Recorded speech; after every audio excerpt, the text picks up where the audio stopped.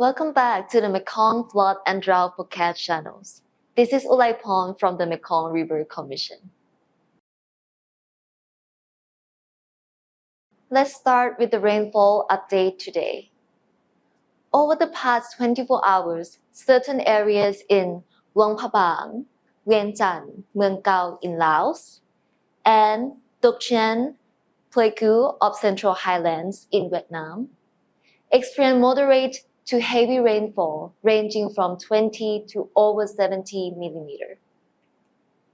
The heavy rainfall and isolated thunderstorms may occur in Khong Chiam in Thailand, Paksane, Thakhek, Savannakhet, and Pakse in Laos on 10 July, and the 3S Basin of Sekong, Sesan, and Srepok rivers from 9 to 13 July, with a total expected rainfall of 150 to 200 millimeters.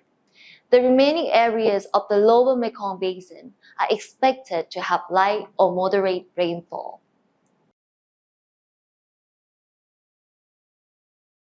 Moving on to the update on the flood situation in the Mekong River.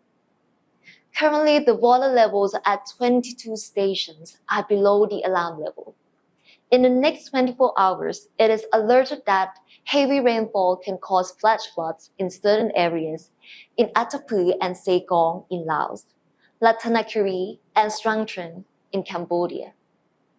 Over the next 5 days, water levels from Siang San to Nong Khai are expected to increase from 0.4 to 0.7 meters, and from Paksane to Pakse stations are likely to decrease from 0.4 to 0.5 meters.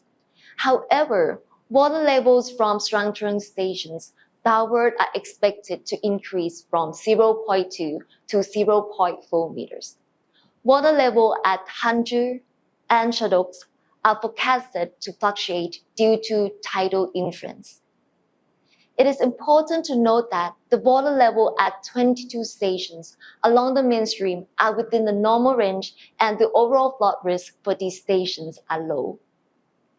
The reverse flow of water into Tonle-Sap Lake has occurred since 29 June. Although it happened 1 month later than the MIC procedure, it is earlier compared to 2023.